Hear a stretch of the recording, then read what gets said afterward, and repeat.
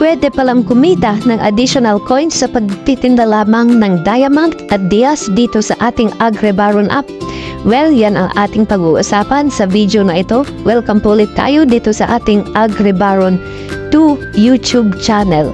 So, yung mga bago dyan, click subscribe nang sa ganun laging updated at makakuha ng maraming tips kung paano kumita sa AgriBaron app. Well, na-discover ko ito just recently. As you can see, ito ang value or laman ng aking wallet. May 38.47 coins and 72.5 diamonds. So, paano nga ba? Usually, ang conversion ng diamond 1:1. Pero for this video, ituturo ko kung paano palakihin yung 1:1 conversion. 1 diamond is to more than just 1 coin. So, dito sa ating arrow, click lang natin itong market. Yung mga Tagalog, ang application dyan, ang nakalagay is palengke.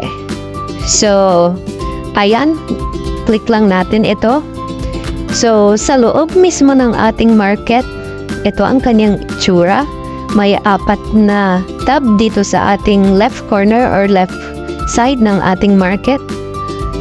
Pero, dito mismo sa pinakataas na tab, andito yung mga iba't ibang kinda ng mga diamonds. So, pwede nating i-click itong unit price nang sa ganun ma-arrange yung mga nakalista na benta na diamonds from highest to lowest. Okay, if you can see, ang lowest na price sa ngayon ay 1.5 coins is to, or 1 diamond is equal to 1.5 coins. Yan ang kanilang benta. Okay, so para make sure na mas makabenta ako, so since 1.5 yung pinaka mababa na nakalista na na benta dito na diamond into coins, so for me to make sure na makabenta ako, i-click lang natin yung sa left corner kung saan ipuput on sale na natin itong ating mga diamonds. So, sa put on sale, ito yung ating makikita. Isiset na lang natin siya kung ano yung desired amount natin na benta, kung ilan yung ibebenta, kung ilang days mo siyang nakalista o naka-sale sa ating market o sa ating tindahan. And ayan na. So sa pinakataas, ilagay ko siyang 1.4 ang value ng isang diamond, or 1.4 coins ang value ng isang diamond. For 10, ang quantity niya is 10 diamonds yung ibebenta ko. And for 7 days siya na maima-market or maitinda sa ating market. So, all in all, 14 coins yung ating makukuha if ever na may kukuha, at may tax shop 0.42. So, kung okay na kayo, i-click na lang natin itong yellow button. So, ayun, nakalista na. To make sure, kung gusto natin tingnan kung pumasok na ba itong ating i-market or ibinentang diamond. So, click lang natin tong pangalawang tab dito sa ating left corner. Ayan. So, nag-try ako kahapon. Kaya may expired na akong item diyan. Kaso hindi ko siya nabenta. Paano ba naman, kasi binenta ko siya into 3 diamonds yung yung 1 diamond is equivalent to 1 or 3 coins. That is why hindi ko siya nabenta. So I think it is the best strategy na gawin natin is yung setup na ginawa natin. So ayun, makikita natin nakalista na siya sa ating market and ready na siya to be bought by other players or users ng ating AgriBaron. So, as you can see, ito, nabawasan na yung ating diamond.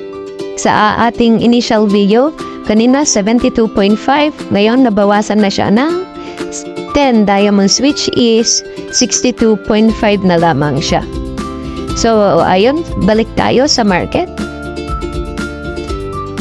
So, magta-try pa tayo ng another 10 diamonds na ibenta. So, ganun pa rin ang setup sa ating pinakataas. Ilagay natin kung ilan yung desired amount natin na pagbenta ng isang diamond into 1.4 coins. So, sa akin na. Pero sa inyo, kung confident kayo na mabenta niyo siya into 1.5, 1.6, 1.7, or even 3 coins, then okay lang yan. Pero, depende iyan sa mga ibang players kung gusto nilang bilhin later yung inyong tinda sa mismong market. So, for 10 diamonds or 10 dias and 7 days, ayun, pinut on sale na natin.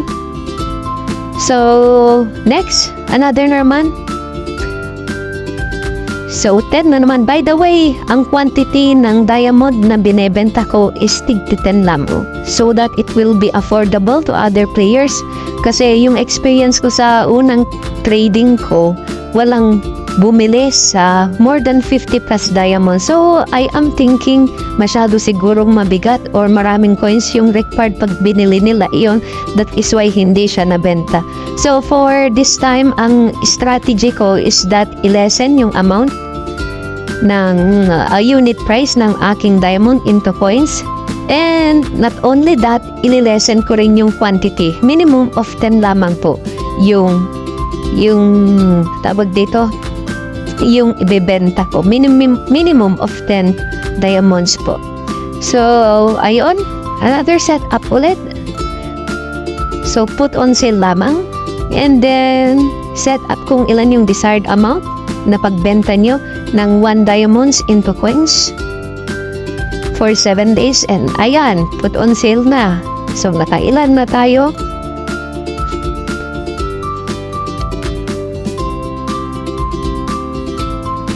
So, ganun lamang po yung ating process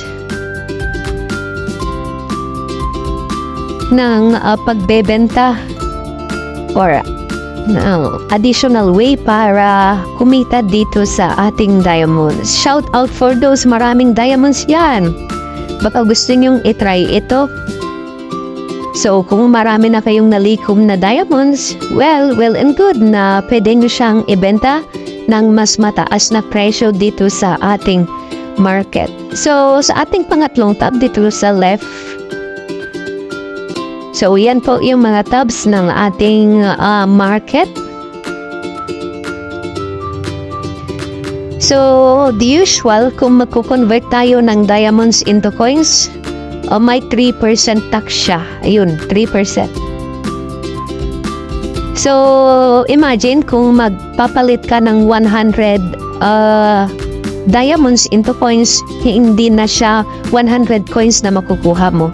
Kundi magiging 97 na lang siya kasi may 3% tax siya. So, imagine, imbis na 100 yung nakuha mo, 97 na lang. Unlike dito sa ating market na magbenta ng diamonds into coins, the same, may 3% din siya, pero mababawi mo naman siya kung mag-a-adjust ka ng price sa iyong pagbenta ng inyong item.